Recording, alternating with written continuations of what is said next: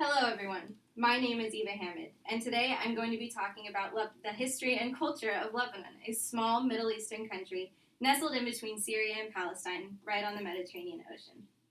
Kamal Salibi, in his book about the history of Lebanon, once said that to create a country is one thing, but to create a nationality is another. Salibi is saying that although Lebanon did not declare its independence until 1943, its nationality and culture began to take shape many years before this.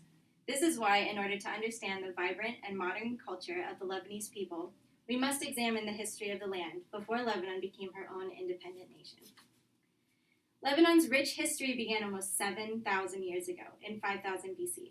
Archaeological evidence of settlements in the historic city of Byblos concluded that this site is one of the world's most ancient cities to facilitate and study human life. Among the many peoples to pass through Lebanon, some found it to be home. One of these people were the Phoenicians. The Phoenician people inhabited the land, building cities like Byblos, Tripoli, and Betrus, which is now called Beirut, the capital of Lebanon. The Phoenicians settled in many other parts of the world, like Cyprus, Italy, and Malta. However, Tyre is one of the most historic Phoenician cities in the world, and was also a port that the Phoenicians used to distribute goods all around Mediterranean countries. Along with establishing this trade system throughout the Mediterranean countries, the Phoenicians created things like the alphabet, and they built Solomon's Temple. And there's also a place called Solomon's Palace in the cedar forest in Lebanon that was dedicated to King Solomon. The Phoenician people's blood still runs thick in the Lebanese people today, and the Maronite Christians, who represent a large portion of the public of Lebanon today. So why is all of this so important? The ancient history of Lebanon has continued to be a heavy influence on its people.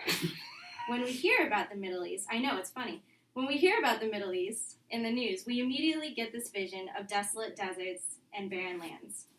Maybe you think of Aladdin. Maybe you think of a camel being ridden across the endless sea of sand.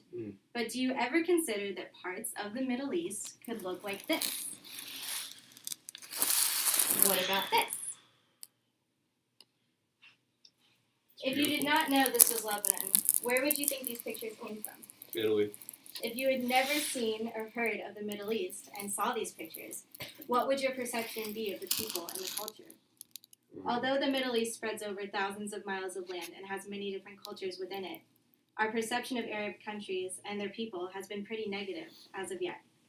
The point that I'm making here is, just as America is made up of many different lifestyles, just as America has deserts and oceans, farmlands and mountains, so too do parts of the Middle East. And the scenery and geological beauty of Lebanon give light to this fact.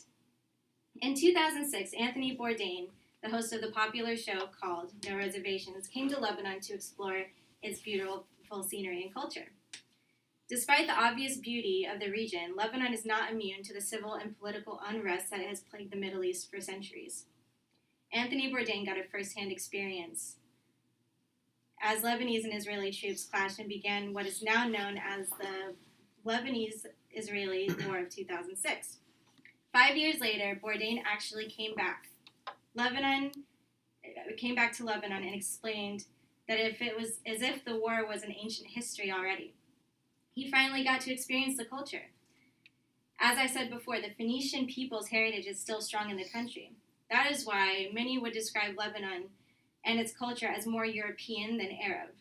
The people of Lebanon love to eat, drink, and celebrate at any given chance, and the food is similar to that of many countries that border the Mediterranean: seafood, grapes, and wine.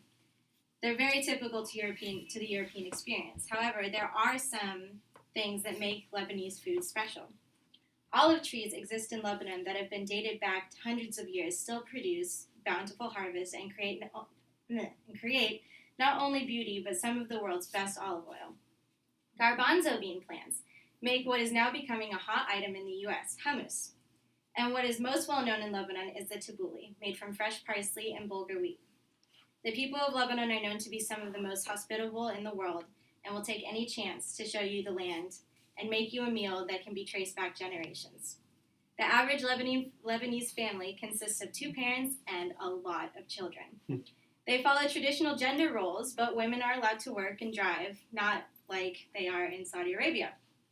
So, in Lebanon, families stay together, quite literally. It would not be uncommon to see 3 houses in a row on a street all of which having one person of the family living there. One house for the grandparents, one house for the parents and their children, and an aunt or an uncle living very close by. It's very common to have relatives or friends stroll into your house unannounced.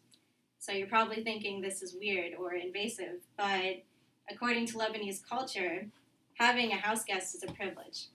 And it's a gift to be able to talk with them. What I find most beautiful about the Lebanese people is how they greet each other. One kiss to each cheek, no matter if it's between two men or two women. The concept of manliness, though, like in the U.S., is the same. But none of that influences a man's behavior when he greets his guests or his children.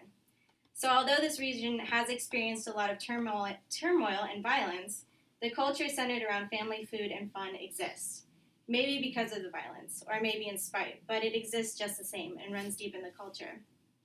I know this because I'm half Lebanese. My father immigrated in his late 20s and met my mom, an Indiana born and raised girl, and fell in love. I've been to Lebanon a few times, and I've learned the history of my family. America is described as a melting pot of cultures, but I don't think we always understand what that truly means. We all have roots in other places all over the world, and all of those places have beauty and depth. And if I've done my job today, you have an idea of the beauty and depth of my family's homeland. And if you take anything away from what I've spoken about today, I hope that it is that every culture is just as real and influential as the one we live in today. And it is a privilege to learn about and experience as many as we possibly can. Thank you. You can clap if you want. Woo! Was it good? Very well written. Was it good? Okay. Yeah.